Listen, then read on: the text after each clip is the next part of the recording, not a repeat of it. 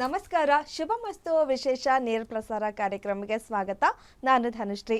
ಇವತ್ತಿನ ಕಾರ್ಯಕ್ರಮದಲ್ಲಿ ಧನಸ್ಸು ರಾಶಿಯವರಿಗೆ ಈಗ ಸಮಯ ಹೇಗಿದೆ, ಅವರು ಏನೆಲ್ಲ ಸಮಸ್ಯೆಗಳನ್ನು ಎದುರಿಸ್ತಾ ಇದ್ದಾರೆ, ಅದಕ್ಕೆ ಏನೆಲ್ಲ ಪರಿಹಾರನ ಮಾಡ್ಕೋಬೇಕು, ಇದೆಲ್ಲದರ ಬಗ್ಗೆ ಸಂಪೂರ್ಣವಾದ ಮಾಹಿತಿಯನ್ನು ಕೊಡೋಕೆ ಎಂದಿನಂತೆ ನಮ್ಮ ಜೊತೆ ಇದ್ದಾರೆ ಖ್ಯಾತ ಜ್ಯೋತಿಷಿ ಹಾಗೂ ಕ್ರಿಸ್ಟಲ್ ತಜ್ಞ ಆಗಿರುವ ಮೀತಾ ಅವರು. ಅವರನ್ನ ಕಾರ್ಯಕ್ರಮಕ್ಕೆ ಸ್ವಾಗತ ಮಾಡೋಣ. ಮೇಡಮ್ ನಮಸ್ತೆ, ಕಾರ್ಯಕ್ರಮಕ್ಕೆ ಸ್ವಾಗತ. ನಮಸ್ತೆ. ಈಗಾಗಲೇ ಧನಸ್ಸು ರಾಶಿಯವರು ಸಾಕಷ್ಟು ಸಮಸ್ಯೆಗಳನ್ನು ಎದುರಿಸ್ತಾನೆ ಇದ್ದಾರೆ. ಸೊ ಹೇಗಿದೆ ಈಗ ಆಗಿದ್ರೆ ಅವರ ರಾಶಿ ಹೇಗಿದೆ, ಅವ್ರ ಸಮಯ ಅಂತ ನೋಡೋದಾದ್ರೆ? ನೋಡಿ, ಧನಸ್ಸು ರಾಶಿಯವರಿಗೆ ಆಲ್ರೆಡಿ ಹೇಳ್ತಾ ಬಂದೆ, ಯಾವುದೋ ಒಂದಿನದಲ್ಲಿ ಚೆನ್ನಾಗಿರ್ತಾರೆ, ಒಂದಿನದಲ್ಲಿ ಚೆನ್ನಾಗಿರೋದಿಲ್ಲ ಅಂತ ದಿನ ಭವಿಷ್ಯ ಹೇಳ್ತಾ ಬಂದೆ. ಆದರೆ ಪರ್ಮನೆಂಟಾಗಿ ಅಂತ ಅಂದರೆ ಇವಾಗ ಗುರು ಮತ್ತು ರಾಹುಕೇತುಗಳು ಬದಲಾದಾಗಿಂದ ಧನಸ್ಸು ರಾಶಿಯವರಿಗೆ ತುಂಬ ಪ್ರಾಬ್ಲಮಲ್ಲಿ ಸಿಕ್ಕಾಕೊಂಡಿದ್ದಾರೆ. ತುಂಬ ಪ್ರಾಬ್ಲಮ್ ಅಂತಂದರೆ ನೋಡಿ, ಧನಸ್ಸು ರಾಶಿಗೆ ನೇರ ಶನಿಯ ಒಂದು ಕುಜನ 4ನೇ ದೃಷ್ಟಿ ಧನಸ್ಸು ರಾಶಿ ಮೇಲೆ ಬೀಳುತ್ತೆ. ಹಾಗೆ ಗುರುವಿನ ಒಂದು 7ನೇ ದೃಷ್ಟಿ ಕೂಡ ಧನಸ್ಸು ರಾಶಿ ಮೇಲೆ ಬೀಳುತ್ತೆ. ಮತ್ತು ಶನಿ ದೃಷ್ಟಿ ಕೂಡ, ಶನಿಯ ಒಂದು 10ನೇ ದೃಷ್ಟಿ ಕೂಡ ಧನಸ್ಸು ರಾಶಿ ಮೇಲೆ ಬೀಳುತ್ತೆ. ಈ 3 ಗ್ರಹದ ದೃಷ್ಟಿ ಧನಸ್ಸು, ಒಂದು ಪಾಪಗ್ರಹ, ಒಂದು ಶುಭ ಗ್ರಹ, ಈ 3 ಗ್ರಹದ ದೃಷ್ಟಿ ಧನಸ್ಸು ರಾಶಿ ಮೇಲೆ ಬೀಳೋದಕ್ಕೆ ಯಾರು ಧನಸ್ಸು ರಾಶಿಯಲ್ಲಿ, ಅದರಲ್ಲೂ ಬುಧ 8ನೇ ಮನೆ ಕಟಕದಲ್ಲಿ ಹೋಗಿದ್ದಾರೆ ಧನಸ್ಸು ರಾಶಿಯವ್ರಿಗೆ. ಆ ರಾಶಿಯಿಂದ ತಗೊಂಡಾಗ ಬುಧ ಕಟಕದಲ್ಲಿದ್ದಾಗ ಯಾರಿಗೂ ಒಳ್ಳೇದು ಮಾಡೋದಿಲ್ಲ. ಯಾಕಂದರೆ ಆಶ್ಲೇಷ ನಕ್ಷತ್ರದಲ್ಲಿ ಯಾವುದೇ ಒಳ್ಳೆಯ ಕೆಲಸ ಮಾಡೋದಿಲ್ಲ. ಹಾಗಾಗಿ ಬುಧ ಕಟಕದಲ್ಲಿರೋದು ಒಳ್ಳೆಯದಲ್ಲ ಅಂತ ಹೇಳ್ತೀನಿ. ಮತ್ತು ಯಾರು ಧನಸ್ಸು ರಾಶಿಯವರು ಯಾರೆಲ್ಲ ರಿಯಲ್ ಎಸ್ಟೇಟ್ ಮಾಡ್ತಿರ್ತೀರಾ, ಫೈನಾನ್ಸು, ಬಡ್ಡಿ ವ್ಯವಹಾರ ಮಾಡ್ತಿರ್ತೀರಾ, ಇವರು ಎಂಥ ಕೆಲಸ ಮಾಡಲಿ ಧನಸ್ಸು ರಾಶಿಯವರು ಎಲ್ಲದರಲ್ಲೂ ಅವ್ರಿಗೆ ಈ ಒಂದು ಗ್ರಹಗಳ ಒಂದು ಬದಲಾವಣೆಯಿಂದ ಮತ್ತು ಮೇಯ್ನು ಈ ದೃಷ್ಟಿ ಬೀಳೋದ್ರಿಂದ ಎಲ್ಲದರಲ್ಲೂ ಲಾಸಲ್ಲಿ ಇರ್ತೀರಾ. ನೀವು ಯಾರಿಗಾದ್ರೂ ದುಡ್ಡು ಕೊಟ್ಟರೆ ವಾಪಸ್ ದುಡ್ಡಂತೂ ಬರಲ್ಲ. ಕೊಟ್ಟಿರೋ ದುಡ್ಡನ್ನ ವಸೂಲು ಮಾಡೋಕ್ಕೆ ಸಿಕ್ಕಾಪಟ್ಟೆ ಕಷ್ಟ. ನಿಮ್ಮ ಮನೇಲಿರ್ಬೋದು, ನಿಮ್ಮ ಮನೇಲಿ ಪ್ರಾಬ್ಲಮ್ಮು, ಧನಸ್ಸು ರಾಶಿಯವ್ರ ಮನೇಲಿ ಪ್ರಾಬ್ಲಮ್ಮು, ಕುಟುಂಬದಲ್ಲಿ ಪ್ರಾಬ್ಲಮ್ಮು. ಮನೆ ಏನಾದರೂ ಕಟ್ಟಿದರೆ, ಹೊಸ ಮನೆ ಕಟ್ಟಿದರೆ ಆ ಮನೆಗೆ ಹೋದ್ಮೇಲೂ ಅವ್ರಿಗೆ ನೆಮ್ಮದಿ ಇರಲ್ಲ ಅಂತ ಹೇಳುತ್ತೆ ಧನಸ್ಸು ರಾಶಿಯವರಿಗೆ. ಎಷ್ಟು ದುಡ್ಡು ಸಂಪಾದನೆ ಮಾಡ್ತೀರೋ ಆ ದುಡ್ಡನ್ನೆಲ್ಲ ಕಳ್ಕೊಳ್ತಾ ಬರ್ತಾ ಇರ್ತೀರ ಧನಸ್ಸು ರಾಶಿಯವರು. ನೋಡಿ, ನಿಮಗೆ 4ನೇ ಗುರು ದೃಷ್ಟಿ 7ನೇ ಮನೆ, ಕುಜನ ದೃಷ್ಟಿ ಮತ್ತು ಶನಿ ದೃಷ್ಟಿ ಇರಲಿ. ನಿಮಗೆ ಮಕರ ರಾಶಿ ಮತ್ತು ಮಕರ ರಾಶಿ ಕೂಡ 2ನೇ ಮನೆ ಮಕರ ರಾಶಿ ಆಗಿರ್ಬೋದು. ಆದರೆ ಮಕರ ರಾಶಿಯಲ್ಲಿ ಇವ್ರಿಗೆ ಕುಂಭರಾಶಿ, ಮಕರ ರಾಶಿಯಲ್ಲಿ ಕೂಡ ಇವ್ರಿಗೆ ಗುರುವಿನ ಒಂದು ದೃಷ್ಟಿ ಇರ್ಬೋದು ಅಥವಾ ನೇರ ಕುಜನ ದೃಷ್ಟಿ ಇರ್ಬೋದು. ಈ ಮಕರ ರಾಶಿ 2ನೇ ಮನೆಗೆ ಬರೋದ್ರಿಂದ 2ನೇ ಮನೆ ಮಕರ ರಾಶಿಯಿಂದ ಕೂಡ ತುಂಬ ತೊಂದರೆ.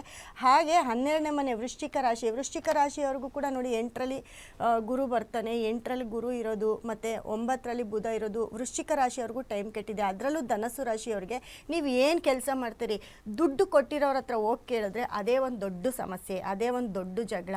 ಹಾಗೆ ನೀವೇನಾದರೂ ಧನಸ್ಸು ರಾಶಿಯಲ್ಲಿ ಏನಾದರೂ ಈ ಫೈನಾನ್ಸ್ ಬಿಸ್ನೆಸ್ ಮಾಡ್ತಿರ್ತೀರಾ, ರಿಯಲ್ ಎಸ್ಟೇಟ್ ಮಾಡ್ತಿರ್ತೀರಾ, ಅಥವಾ ಯಾವುದಾದ್ರೂ ಒಂದು ಸಂಸ್ಥೆ ನಡೆಸ್ತಿರ್ತೀರಾ, ಎಲ್ಲದರಿಂದಲೂ ಕೂಡ.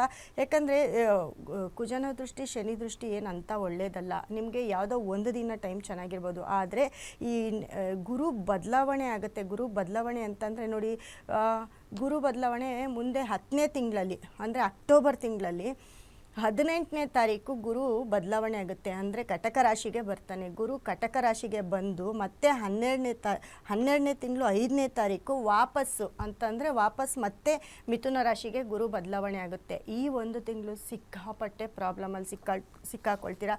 ಅದರಲ್ಲೂ ಕೂಡ ಆ ಬದಲಾವಣೆ ಆದಮೇಲೆ ಗುರು ನಕ್ಷತ್ರದಲ್ಲಿ ಯಾರು ಗುರು ನಕ್ಷತ್ರದಲ್ಲಿ ಇರ್ತಾರೋ, ಪುನರ್ವಸು, ವಿಶಾಖ, ಪೂರ್ವಭದ್ರ ನಕ್ಷತ್ರದಲ್ಲಿ ಇರ್ತಾರೋ ಅವ್ರಿಗಂತೂ ಸಿಕ್ಕಾಪಟ್ಟೆ ಪ್ರಾಬ್ಲಮ್ಮು. ಈ ಗುರು ಬದಲಾವಣೆ ಆಗಿ 1 ತಿಂಗಳು ಬದಲಾವಣೆ ಆಗಿ ವಾಪಸ್ ಹೋದಾಗ ಅದು ಕಟಕ ರಾಶಿಯಲ್ಲಿ ಬರ್ತಾರೆ. ಕಟಕ ರಾಶಿಯವ್ರಿಗೆ ಆವಾಗ ಒಂಚೂರು ಒಳ್ಳೇದಾಗ್ಬೋದು ಅಷ್ಟೇ ಹೊರತು, ಗುರು ಬದಲಾವಣೆ ಆದಾಗ ಗುರು ನಕ್ಷತ್ರದಲ್ಲಿ ಯಾರ್ಯಾರು ಹುಟ್ಟಿರ್ತಾರೆ ಅವರೆಲ್ಲ ಮನೆ ಮಠ ಕಳ್ಕೊಳ್ತೀರಾ. ಮತ್ತು ಯಾರನ್ನಾದರೂ, ಯಾಕಂದರೆ ನಿಮ್ಮ ಕುಟುಂಬದಲ್ಲಿ ನಿಮ್ಮ ಮನೆಯಲ್ಲಿ ಯಾರನ್ನಾದರೂ ಕಳ್ಕೊಳ್ಳೋ ಚಾನ್ಸಸ್ ಇರುತ್ತೆ ಗುರು ನಕ್ಷತ್ರದವ್ರಿಗೆ.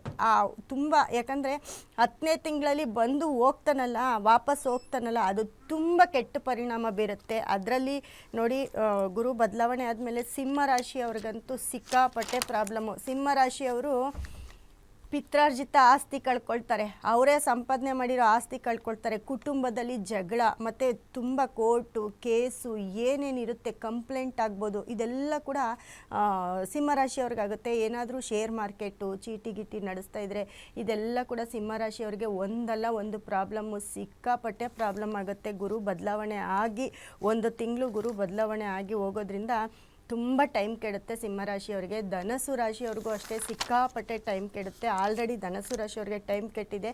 ಖಂಡಿತವಾಗ್ಲೂ ಹೇಳ್ತಾ ಇದ್ದೀನಿ, ನೀವು ಪರಿಹಾರ ಮಾಡಿಕೊಳ್ಳೇಬೇಕು. ನಮ್ಮಲ್ಲಿ ನಾಗಮಣಿ ಅಂತಂದರೆ ನಿಮ್ಮ ಯಾರು ಸಾಲ ಕೊಟ್ಟಿರ್ತೀರಾ, ನೀವು ಯಾರಿಗೆ ದುಡ್ಡು ಕೊಟ್ಟಿರ್ತೀರಾ, ದುಡ್ಡು ವಾಪಸ್ ಬರಬೇಕು ಅಂತಂದರೆ ನಮ್ಮಲ್ಲಿ ಸಿಕ್ಕುವಂತಹ ಸ್ಟೋನ್ನ ತಗೊಂಡೋಗಿ ಅದಕ್ಕೆ, ಯಾಕಂದರೆ ತುಂಬ ಎನರ್ಜಿ ಸ್ಟೋನು, ಆ ಕಲ್ಲನ್ನು ನೀವು ಆ ಸ್ಟೋನನ್ನು ನೀವು ಯೂಸ್ ಮಾಡಿದ್ದೇ ಆಗಿದ್ದಲ್ಲಿ ಈ ಪ್ರಾಬ್ಲಮಿಂದ ಹೊರಗಡೆ ಬರ್ತೀರಾ. ಯಾರು ನಿಮಗೆ ಸಾಲ ಕೊಡಬೇಕು, ಯಾರು ನೀವು ದುಡ್ಡಲ್ಲಿ ಪ್ರಾಬ್ಲಮಲ್ಲಿ ಸಿಕ್ಕಾಕೊಂಡಿರ್ತೀರಾ, ಆ ದುಡ್ಡೆಲ್ಲ ನಿಮಗೆ ವಾಪಸ್ ಬರುತ್ತೆ.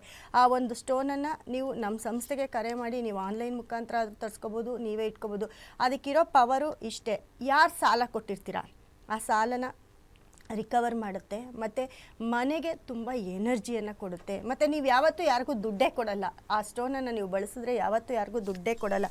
ಯಾಕಂದರೆ ಇವಾಗ ನೋಡಿ, ಮಕರ ರಾಶಿಗೆ ಲಾಭಾಧಿಪತಿ ಕುಜ 4ನೇ ಮನೆ 11ನೇ ಮನೆಯಲ್ಲಿ ಇದ್ದು 4ನೇವನಾಗಿ 11ನೇವನಾಗಿ 12ನೇ ಮನೆ ನೋಡ್ತಾನೆ. ಸೊ ಮಕರ ರಾಶಿಯವ್ರಿಗೆ ಇವತ್ತಿಗೂ ಪ್ರಾಬ್ಲಮ್ ಕ್ಲಿಯರ್ ಆಗೇ ಇಲ್ಲ. ಉದಾಹರಣೆಗೆ ನೀವು ದರ್ಶನ್ ಅವ್ರನ್ನ ತಗೋಬೋದು, ಅವ್ರದ್ದು ಮಕರ ರಾಶಿ. ಒಂದಲ್ಲ ಒಂದು ಪ್ರಾಬ್ಲಮ್ಮು ಪಾಪ ಬರ್ತಾನೆ ಇದೆ. ಅವ್ರು ಇನ್ನೂ ಪ್ರಾಬ್ಲಮಿಂದ ಹೊರಗಡೆ ಬಂದಿಲ್ಲ. ಕೋರ್ಟು ಕೇಸು ಇದು ಓಡಾಡ್ತಾನೆ ಇದ್ದಾರೆ. ಎಲ್ಲೋ ನೆಮ್ಮದಿಯಾಗಿರೋಕ್ಕೆ, ಎಲ್ಲೋ ಬೇರೆ ಊರಿಗೆ ಹೋಗ್ತಾರೆ, ಬೇರೆ ದೇಶಕ್ಕೆ ಹೋಗ್ತಾರೆ, ಎಲ್ಲೂ ನೆಮ್ಮದಿಯಾಗಿರೋಕ್ಕಾಗ್ತಿಲ್ಲ. ಹಾಗೆ ಮಕರ ರಾಶಿಯವರು ಕೂಡ ತುಂಬ ಪ್ರಾಬ್ಲಮ್ಮು. ತುಂಬ ಅಂದರೆ ಮಕರ ರಾಶಿಯವರು ನೀವೇನು ಮಾಡೋಕ್ಕೆ ಹೋದ್ರೂ ಕೂಡ ನಿಮಗೆ ನೆಮ್ಮದಿ ಇರಲ್ಲ, ಮತ್ತು ದುಡ್ಡು ಕಳ್ಕೊಳ್ಳೋ ಚಾನ್ಸಸ್ಸು ಅತಿ ಹೆಚ್ಚು ಇರುತ್ತೆ ಧನಸ್ಸು ರಾಶಿಯವ್ರಿಗೆ ಮತ್ತು ಮಕರ ರಾಶಿಯವ್ರಿಗೆ.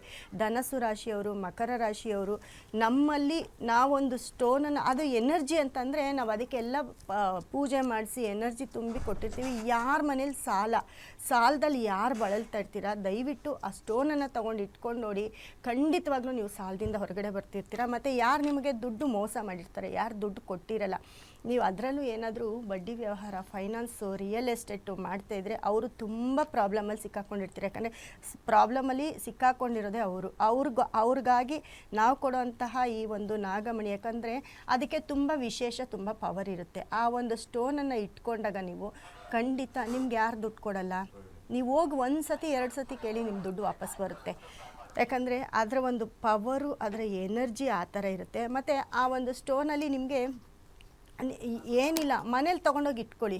ಅದು ಬ್ರೇಸ್ಲೆಟ್ ಮುಖಾಂತರ ಯೂಸ್ ಮಾಡ್ಬೋದು, ಬಟ್ ಮನೇಲಿ ಇಟ್ಕೊಂಡಾಗ ಪವರ್ ಜಾಸ್ತಿ ಇರುತ್ತೆ. ಎಲ್ಲ ಪ್ರಾಬ್ಲಮ್ಮು, ಯಾಕಂದರೆ ಧನಸ್ಸು ರಾಶಿಯವ್ರಿಗೆ ಬರ್ತಾ ಬರ್ತಾ ಬರ್ತಾ ಅವ್ರ ದುಡ್ಡು ಕಳ್ಕೊಳ್ತಾನೆ ಇರ್ತಾರೆ. ಅವ್ರ ದುಡ್ಡು ಕಳ್ಕೊಳ್ಳೋದಲ್ದಿರ ಸಾಲ ಕೂಡ ಮಾಡೋಕ್ಕೆ ಸ್ಟಾರ್ಟ್ ಮಾಡ್ಕೊಳ್ತಾರೆ.